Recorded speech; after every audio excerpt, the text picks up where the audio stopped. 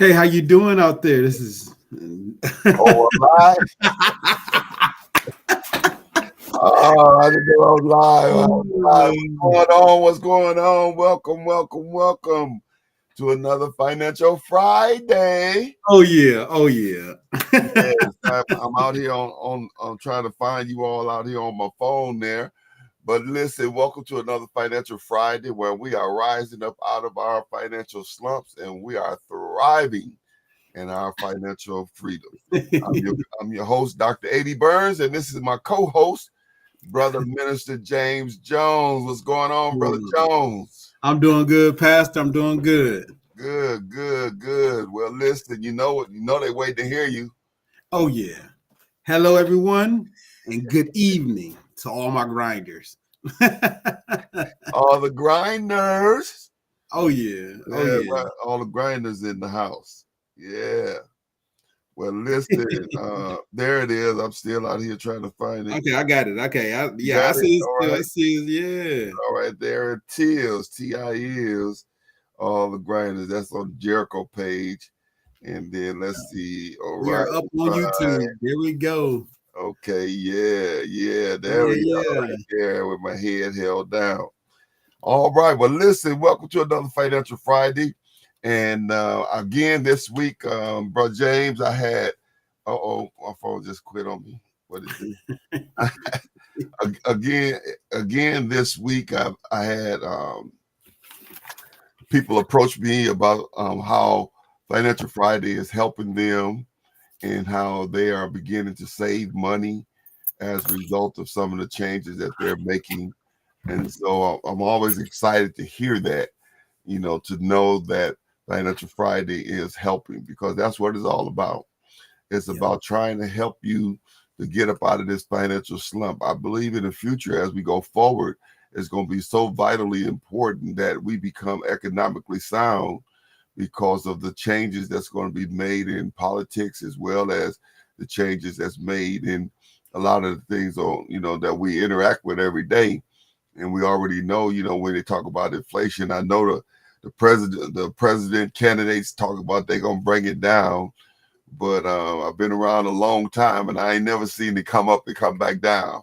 It may come down, maybe it come down a little bit, but when it go up, it don't come back down.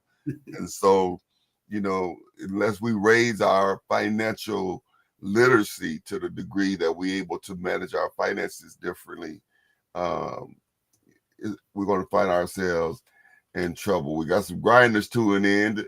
Namika, how you doing, my sister? Yes, we missed you on Wednesday. Lady B told me you was recovering, and so it's good to see you tune in tonight to Financial Friday. So, Mr. J, what we got going on tonight on the dockets? So for this evening, we are finishing up on all the write-offs, and we're going to tailor it. We're going to taper off with things that an individual can do and things that a small business owner can also do. So we're going to make sure that everybody is. I'm trying to hit both sides of the table, so everyone can be able to make it. Right. Okay. Yeah. We definitely need to be able to make it on both sides of the table. I believe that oftentimes we overlook the little things and we look at the big things, not realizing that it's really just those small adjustments that we talk about that either side can make that can really make the difference. And so even though you may be talking about one side, it can be applicable to the other side. You just have to be able to, sometimes it's good to write down, take notes.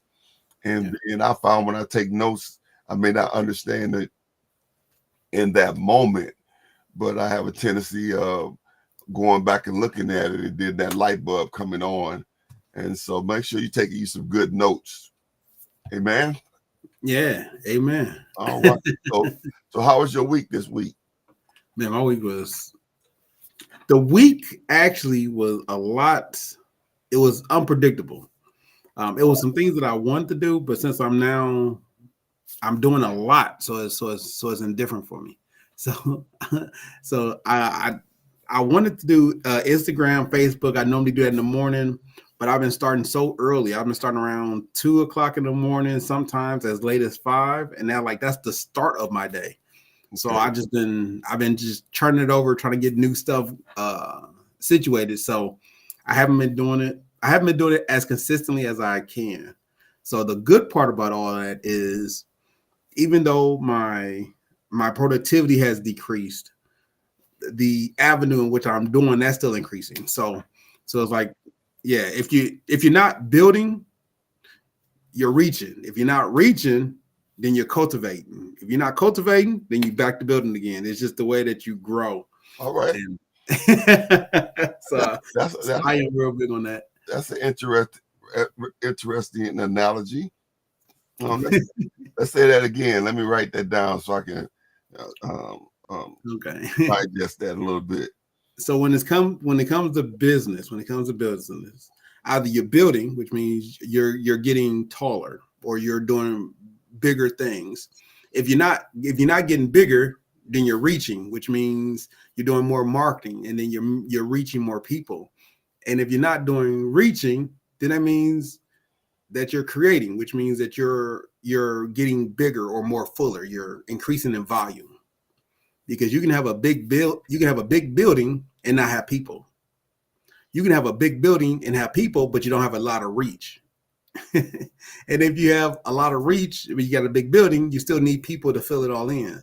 So if you're not doing one, you do another. If you're not doing that one, do the third one. If you're not doing that, then you just not doing nothing.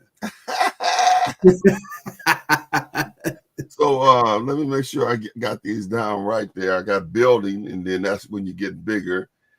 Reaching, I didn't get nothing for reaching. When Reaching is your marketing. okay. So, and then in that you're creating. Creating is how you put in more volume. So if you was to take just take the regular business that I'm in, so it's getting bigger, which means the business is getting bigger. So my sphere of influence is now getting bigger. So now I'm in more cities.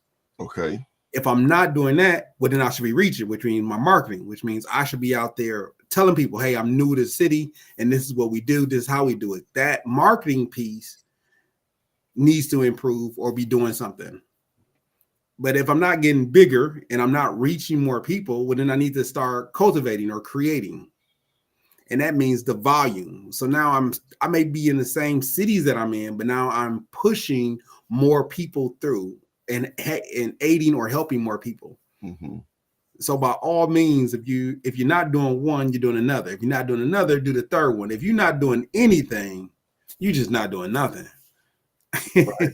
That's almost like Jericho vision right there, reaching, building, and serving. So you got building and reaching in there, and for serving, you got creating.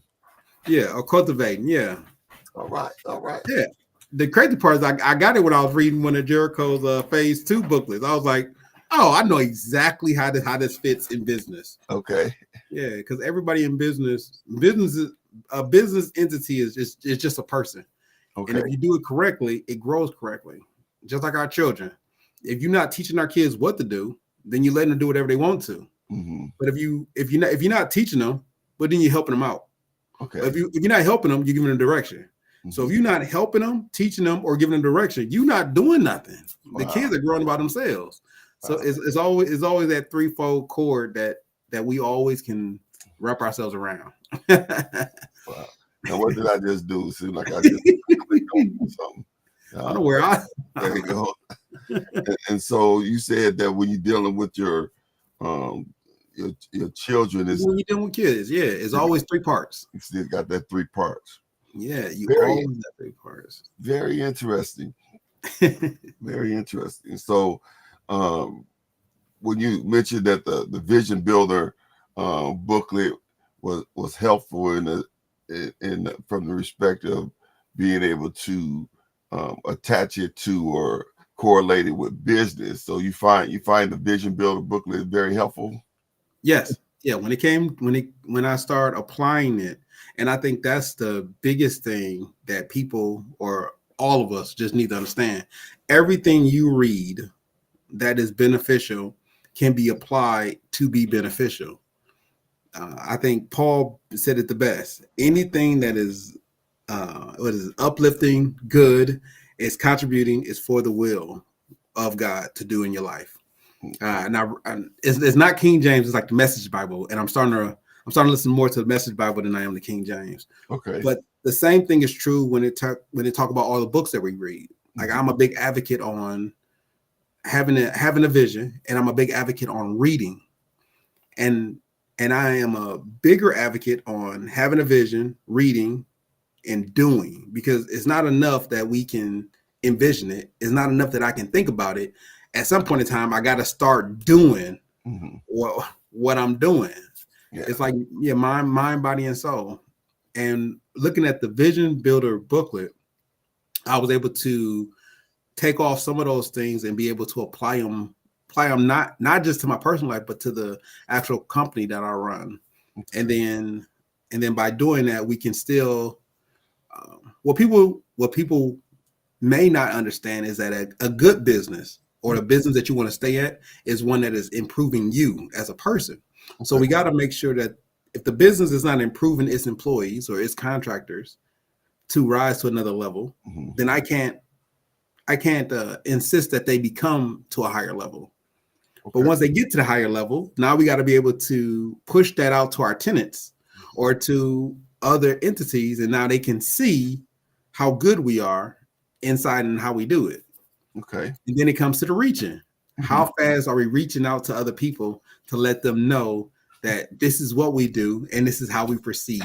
So if you're not doing one, then you should be doing the other. If you're not doing both those two, you should be doing the third one. If you're just not doing stuff, how are you making it? How is your business doing what it's doing? Yeah. Well, that's very interesting, and I don't know what button I keep pushing on here. They keep cutting me off, but I'm gonna get in the rhythm here. Before we get in our lesson, I wanted to kind of tag on to that, because in during the most successful time of my pastoring with the church, there was a time that was the most successful, and people were leaving jobs, starting businesses, and the entrepreneurs were really strong in our church. And most of them would tell me that when they take the principles, either from the Vision Builder booklet or, the principle that we were using in leadership, and they would use those principles in their businesses and in their homes, and during those times, that's when we were most successful. And so it was interesting to hear you say that, because I hadn't heard that in a long time. And then now when I look at, the businesses, now they kind of struggle trying to create their own personal identity, when, the Bible said there's nothing new under the sun. And being able to take proven principles and apply them to your life, because principles work for anybody, anywhere, at any time. And so that was encouraging to hear.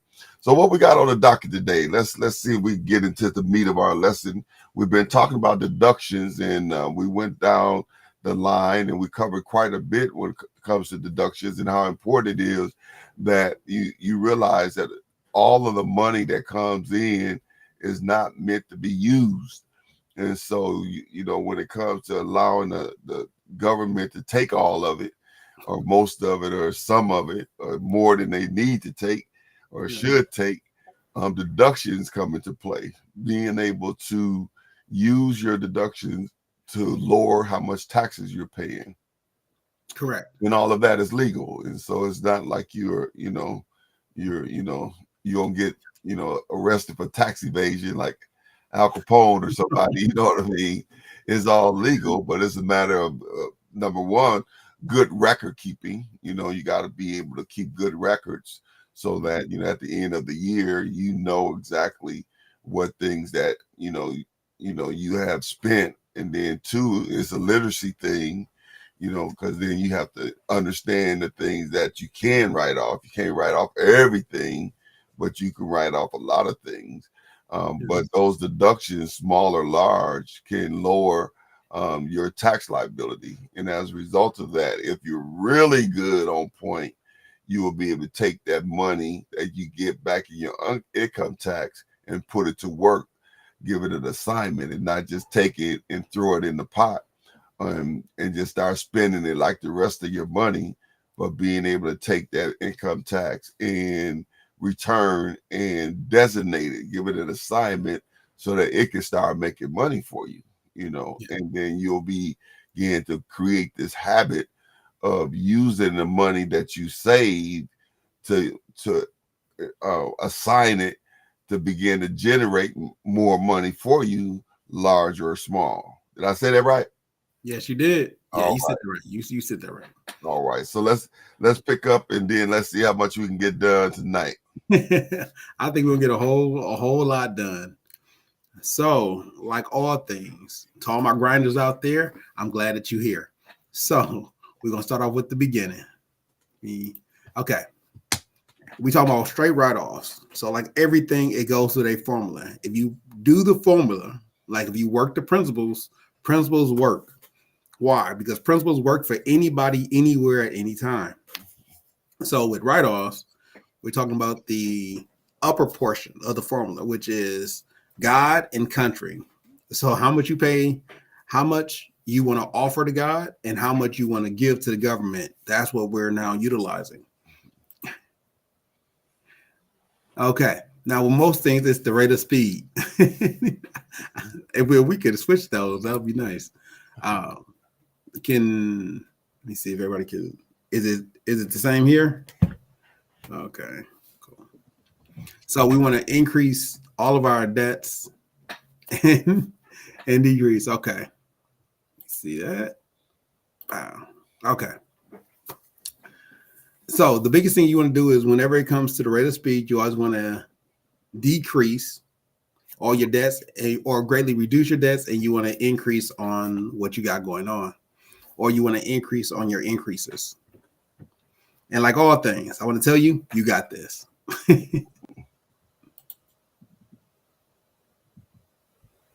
Okay. I think there we go. Okay. Now I'm gonna go over a real quick function of all the things we went over. One was the health savings account, the flexible spending account. Both of those are ways in which you use pre-tax dollars to pay for your health care needs. Health savings is for primarily hospitals. Flexible spending is typically or primarily for the out of office spending for healthcare. You can use both. Sometimes you can interchange them, but that's what they're primarily used for. The next one's going down is the tax deferred retirement accounts. Your 401ks, your 201ks, your pensions, things like that are tax deferred. And then you got your pre-tax deductions for all your health insurance benefits, because you may have one for health. The two before was one for hospital and one for outpatient services. The pre-tax deductions for health insurance is for the actual insurance that it costs, like your co-pays and things of that nature. Now, moving past that is the contributions to your education savings and your student loan interest deductions.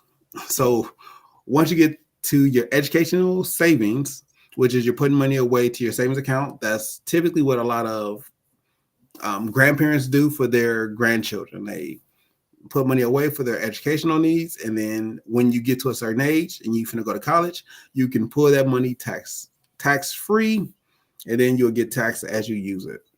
The next one is your student loan interest deductions. If you was to take out a student loan and you're paying off a loan, the interest is what you have the ability to write off. Whew. Okay, that was the brief introduction of what we talked about last week. No. Okay, now moving forward than that. Okay, now we're going to talk about capital losses. So we're going to move up to if you was to go into business for yourself. And business for yourself that's just the next level or the next step in progression. How good you are in what you do determine where you'll go next. So when it comes to capital losses, it is if you take a loss or you sold an investment and you took a loss for selling your investment, you can write off that loss inside of your or on your taxes. So you can write off that loss and then you'll pay less on that. Now, I don't want to spend a lot of time at capital losses because unless a lot of people are buying a lot of investments and they are taking losses or they're gaining losses, the way to interpret that is if you lose money off an investment, you do have the ability to write off about about $3,000 of the loss in which you take. You can write off. For business deductions, like Pastor said, there is a plethora of things that you can write off. A plethora. So when it comes to business deductions, I'm talking about all your supplies you can write off. The laptop, the computer, the phone, all those things can be wrote off because they are business deductions. They're not business deductions. They're things you need to do business. Also, there's a lot of utilities that you can write off. One of them being your home office. So if you have a home office, you can write off the home office. By writing off the home office, you have the ability not write off the whole house, but you can write off a portion of that or your living space that you use as a home office. You can write that off. To go a little further with that is once you write it off, it will be considered your utilities. You can write off a portion of your utilities, a portion of your gas, a portion of your homeowners, or if you have a HOA, a homeowners insurance, or a homeowners association, you can write off all of those small things. They all add up over time. So now you're reducing the amount that you are being charged by the government or you're being taxed by the government. Okay, well that's kind of quite a bit, but it's really simple when you think about it. And I think sometimes the challenge, at least the challenge for us oftentimes is having the right tax person, having the right person that understands these deductions and being able to, really help you get the most out of it. Because a lot of times you don't understand all of the different tax, codes and different things that you can write off, but your tax person does. And so just going to any tax person is not really a good idea. There are some tax people that can fill out your taxes, but not necessarily be able to give you the best bang for your bucks when it comes to all of the things that you can write off. Because some of those things that he talked about, we don't think about those. We don't think about cell phones and utilities, especially if you're doing business out of your house.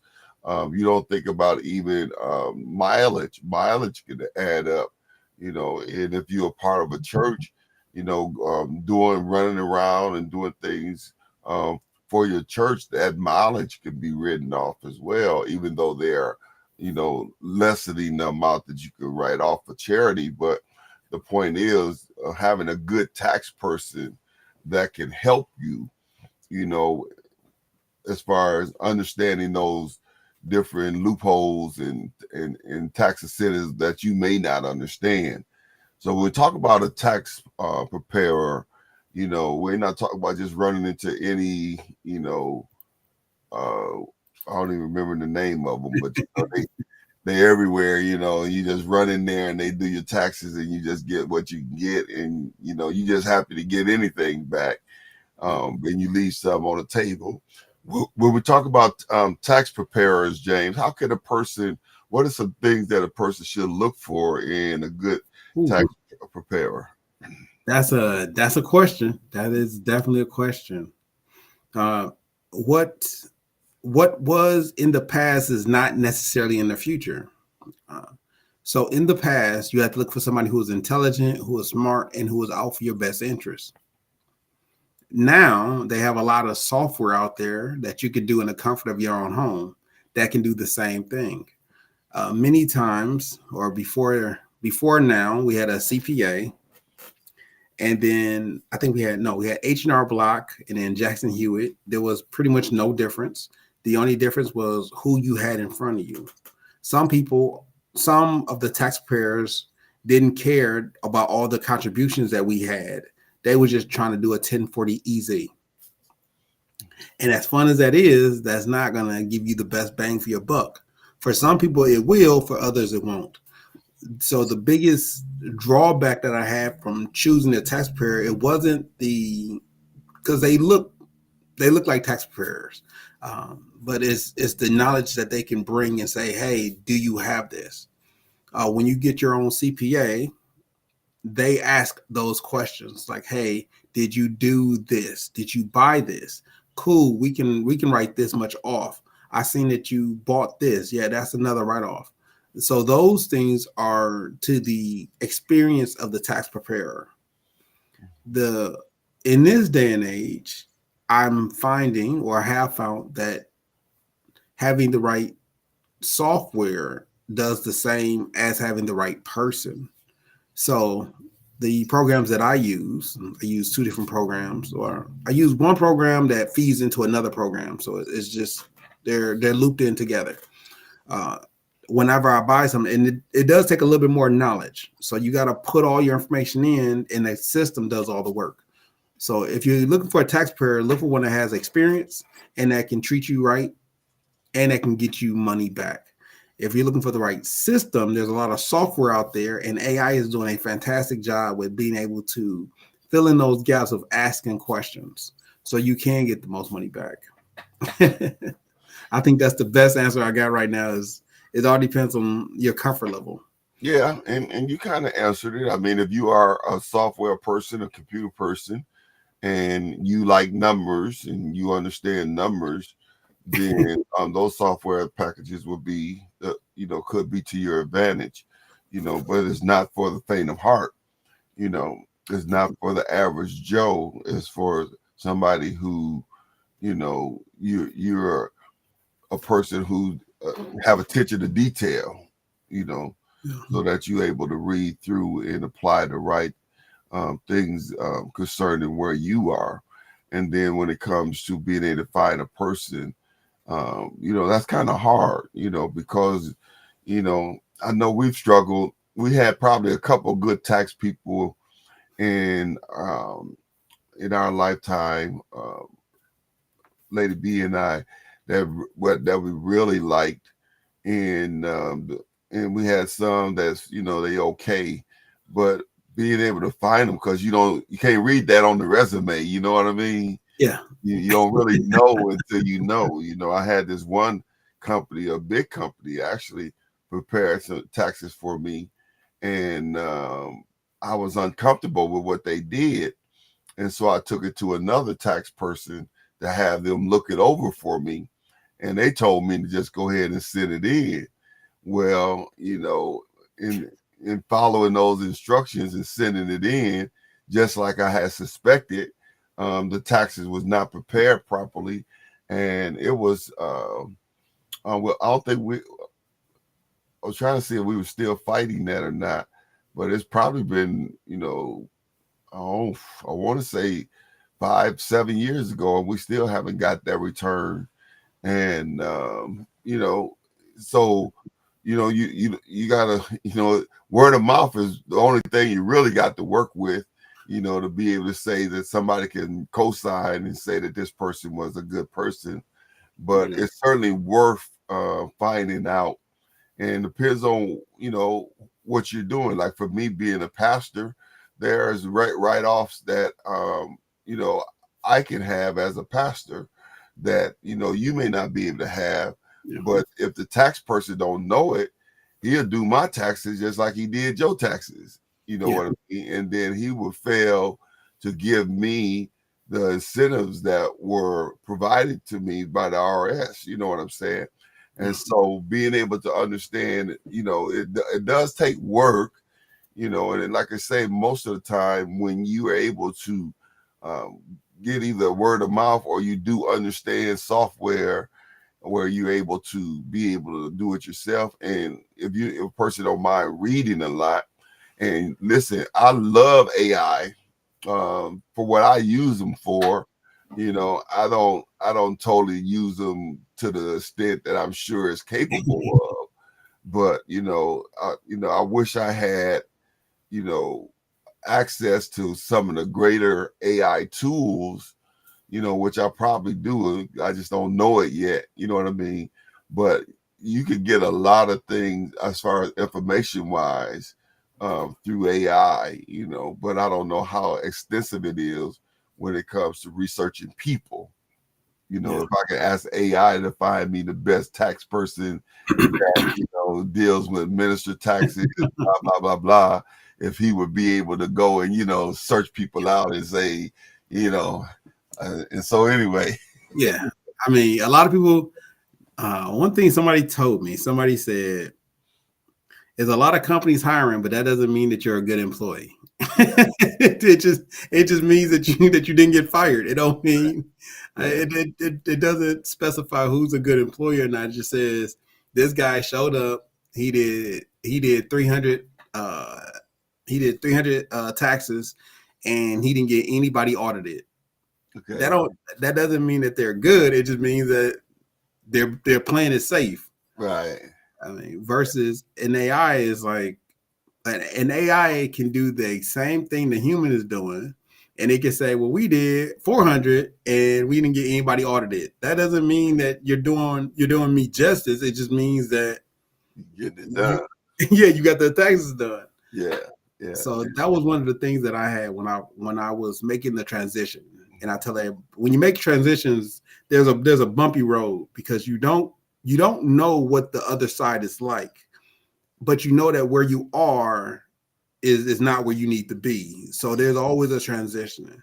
So whether you're expanding or you're decreasing, there's a transition.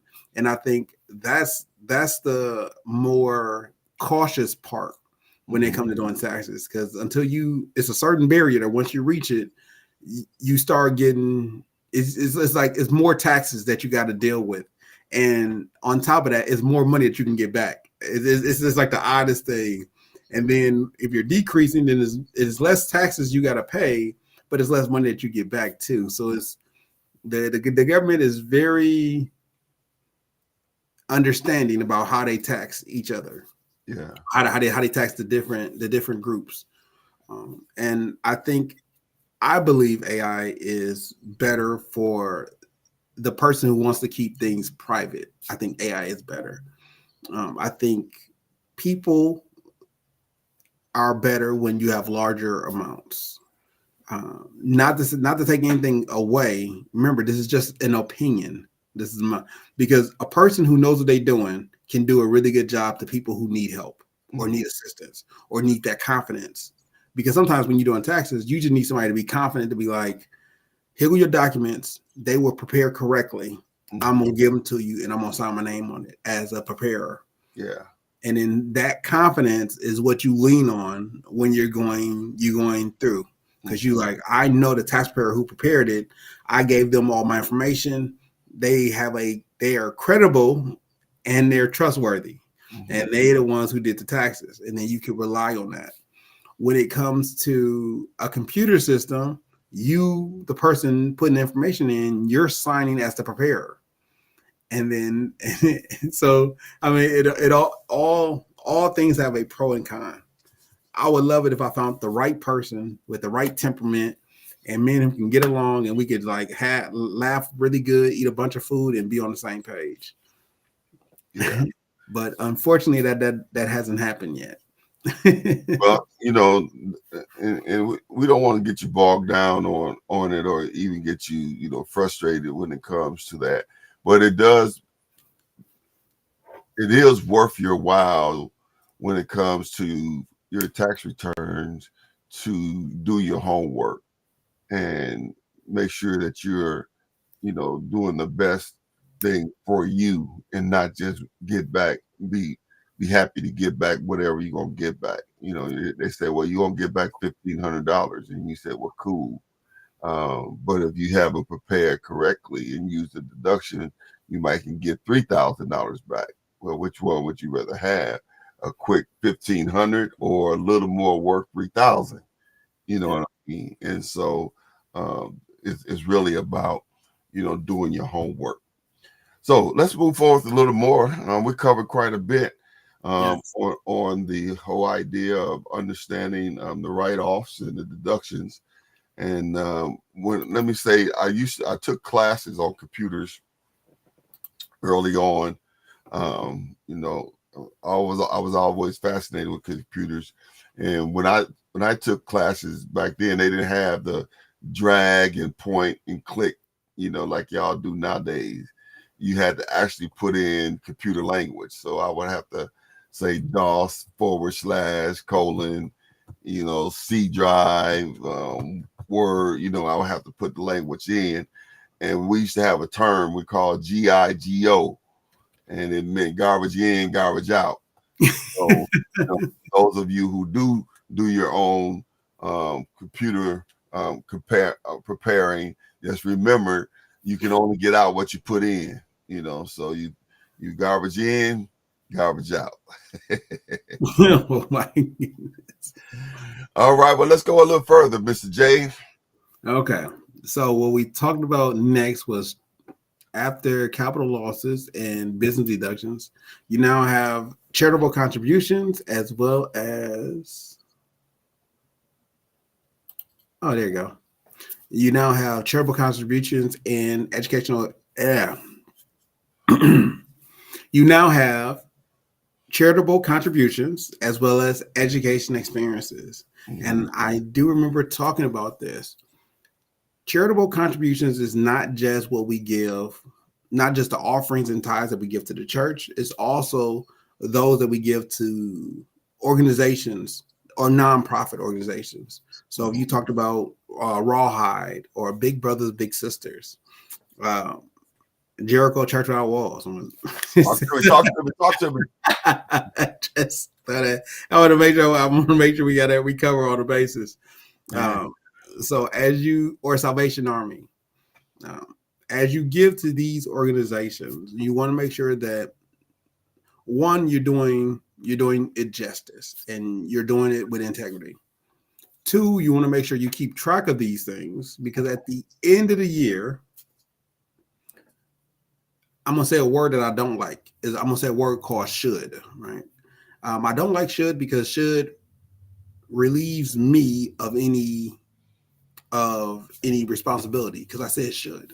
So let me tell you, you need to keep track of the contributions because you need to input those contributions inside of your taxes. Mm-hmm. So what you gave to the Goodwill, let me start off first. What you gave to Jericho Church Without Walls, what you gave to the Goodwill, what you gave to Salvation Army, what you gave to Second Harvest, those contributions that you gave, you're keeping track of because you assigned it to these organizations. So at the end of the year, you're inputting those inside of you're inputting those inside of your taxes.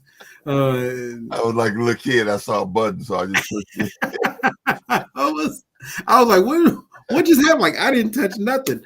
Okay, so all right. So those are the good things with charitable contributions. And I want to tell you, these are some of the principles that the Bible teaches on, is that as you give cheerfully, right? As you give cheerfully. Mm-hmm.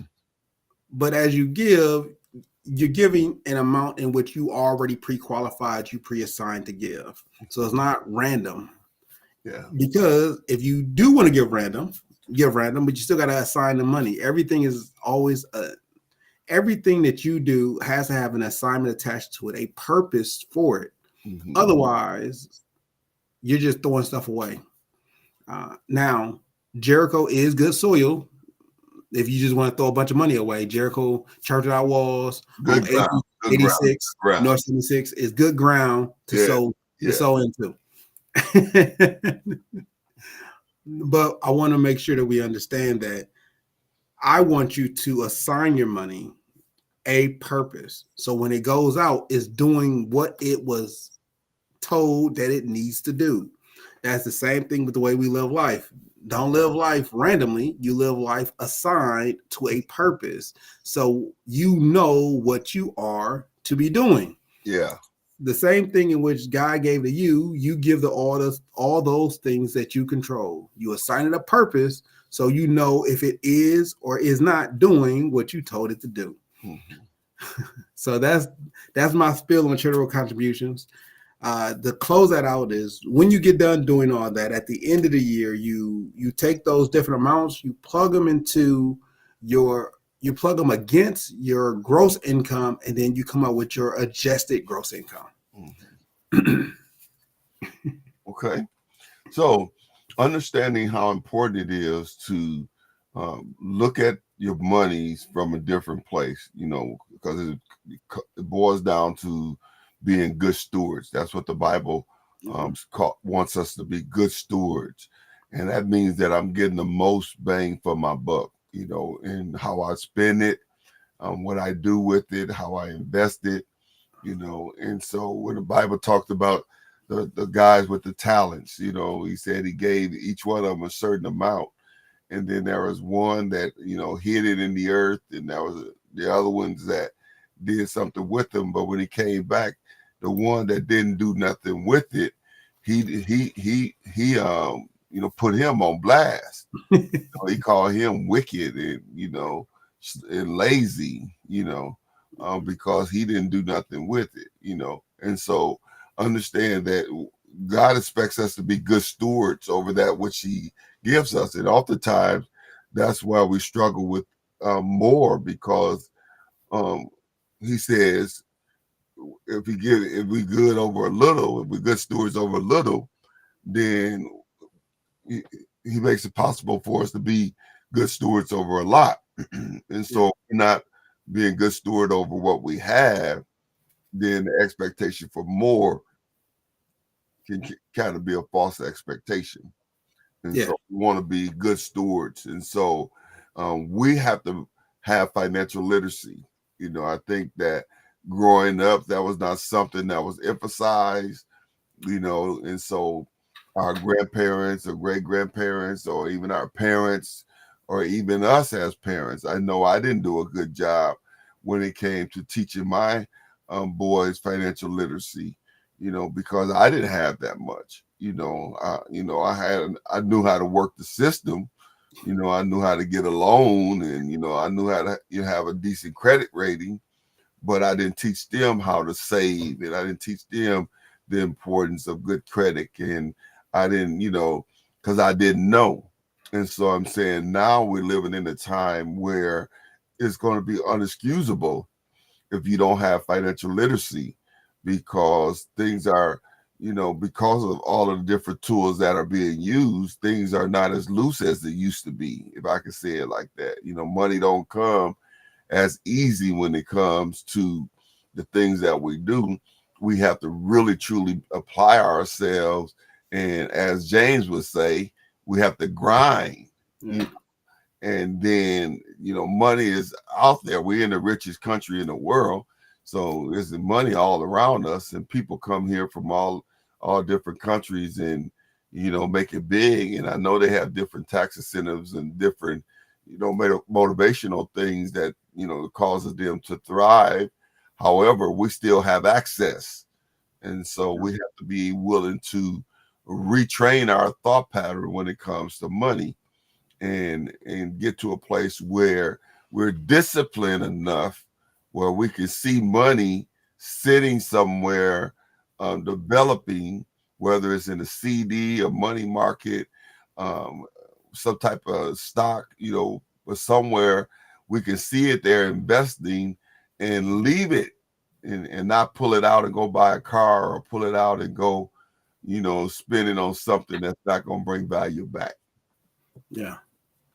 Did that make sense? Yeah, that makes absolutely a lot of sense. Yeah. We sometimes, and it's not just our culture, it's just that our culture is preyed upon. So when you look at the way the marketing system works, is it's preyed upon, right? So if you think you don't have enough money, just know that there's a system hoping that you believe that, so they can prey upon you to buy a lot of stuff. It's just the way capitalistic work.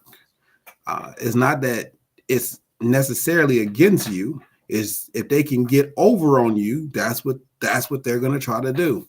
But So, in essence, though, it is against you, and the goal is to get over on you, because you're right. When you look through the neighborhood of our culture, you see fast food restaurants, you see liquor stores, you see all these convenience stores. When you drive through the neighborhoods of other cultures, you don't see all of that in their neighborhoods. and Yeah. and so we are preyed upon, and it behooves us to really open our eyes to see that. Now when you say that not having enough could cause you to spend what you have, what do you mean by that? Okay. So I'm gonna. Um, the reason why I say that is because when you don't have enough, you're limited on options.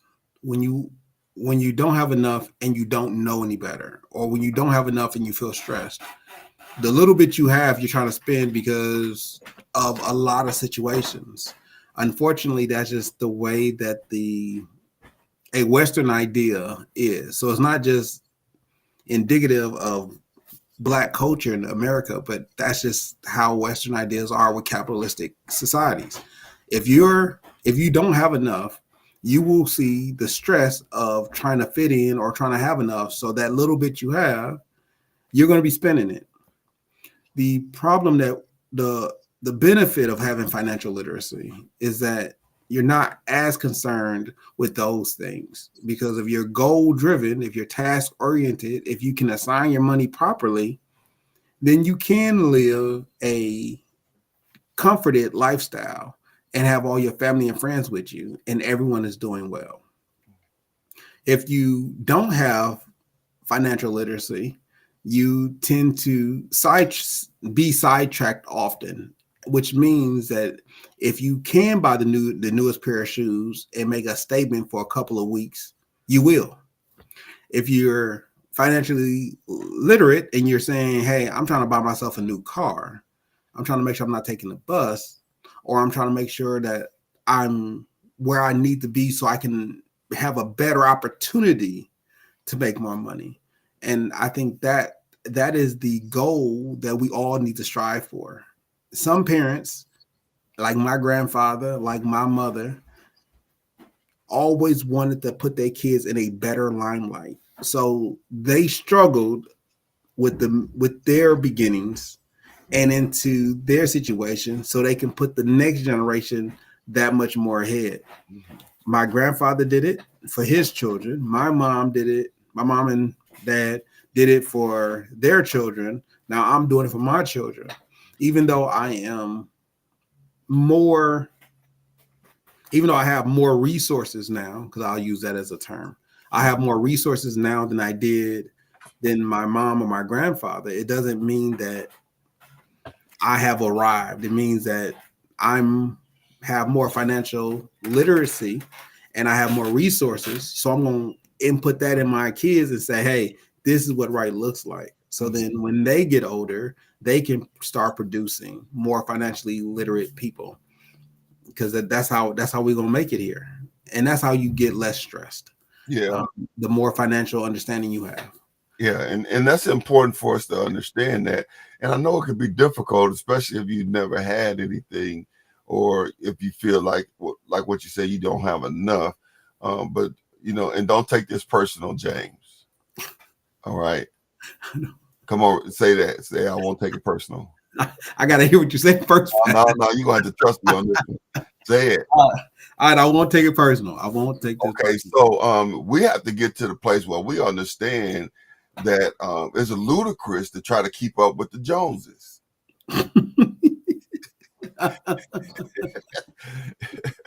Literally, having the new shoes or whatever, and my niece taught me some things. When I started wearing the Jordans, I was, they was breaking me down. I used to wear my Gators and my suits on Sundays, and they was breaking me down. They was chipping away at me for years, and finally they got me in a pair of Jordans. Mr. Ephraim family bought me some Jordans, and I put them on, and I enjoyed them. I was like, oh yeah, these are nice.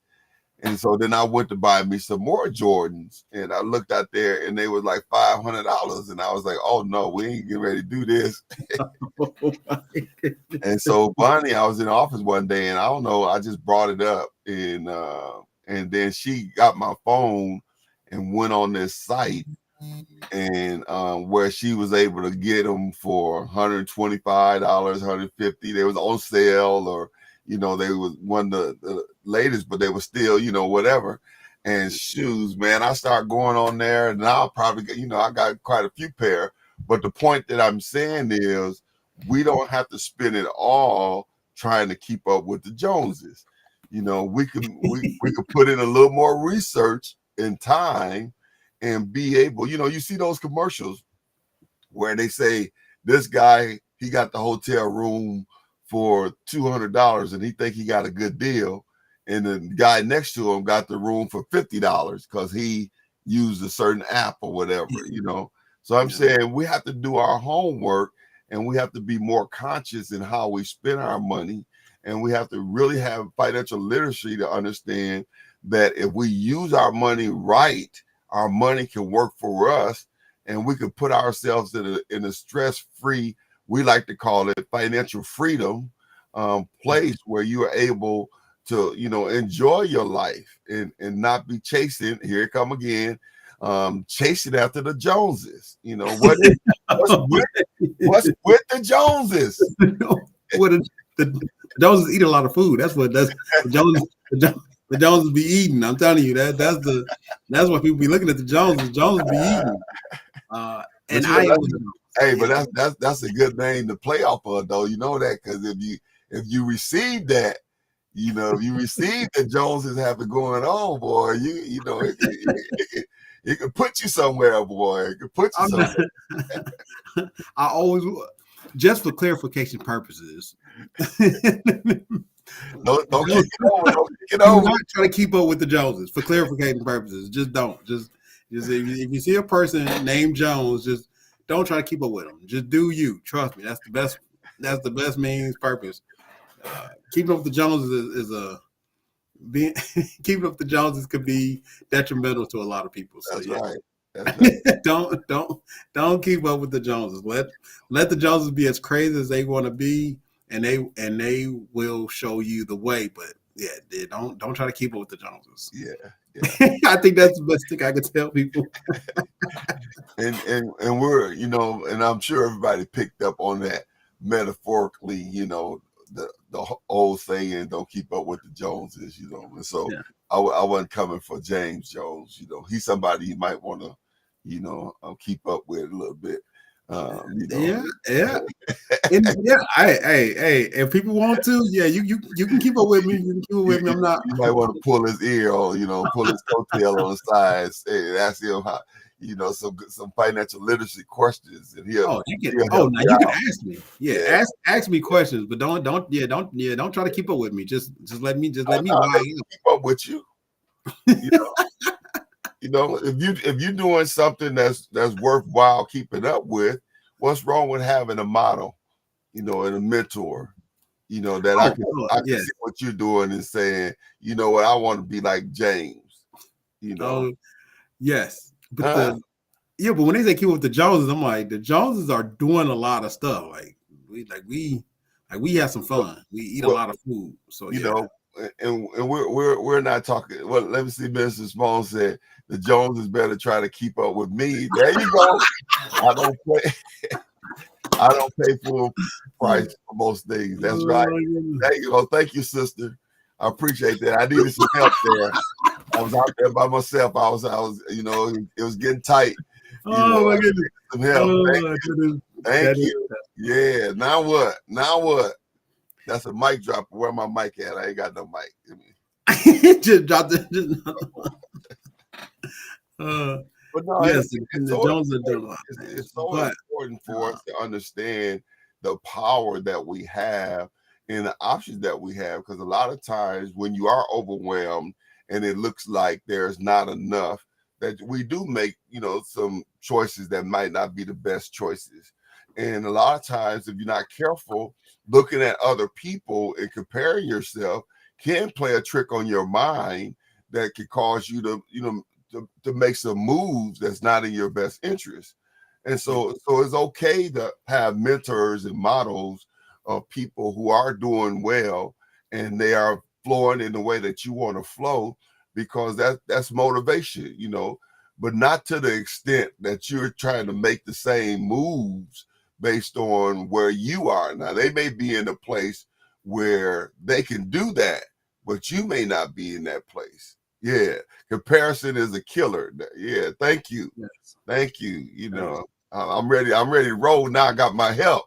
The old Baptist preacher used to say, I feel my help. Yes. I got some help now. Come on in the chat. I got some help. Yeah. Yes. So yeah, that's so important though, because a little will go a long way if you make the right choices with it. Yes. And I fall off the wagon every now and then. Let me clarify, because when you say fall off the wagon, that means a person be drinking and they fall off the wagon. But no, I'm talking about the money wagon. The other day I went to the popcorn store. I pop my own popcorn, try and save some money. And I do save a lot of money doing that, because I don't get the woo-woos and zam-zams with it when I go pick up the popcorn.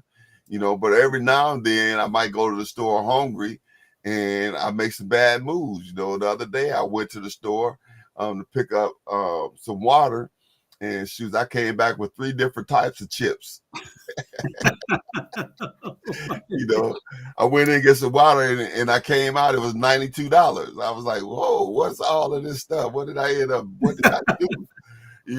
And I was just going to get some water, but I'm saying, for the most part though, I try to stay on track, and it makes a big difference when I see, and especially when certain things come up, I have certain bills or something come up, and then when the money is there, it's like, all right, now, just because of those little moves I've been making, it made it possible for it to be there. You know what I'm saying?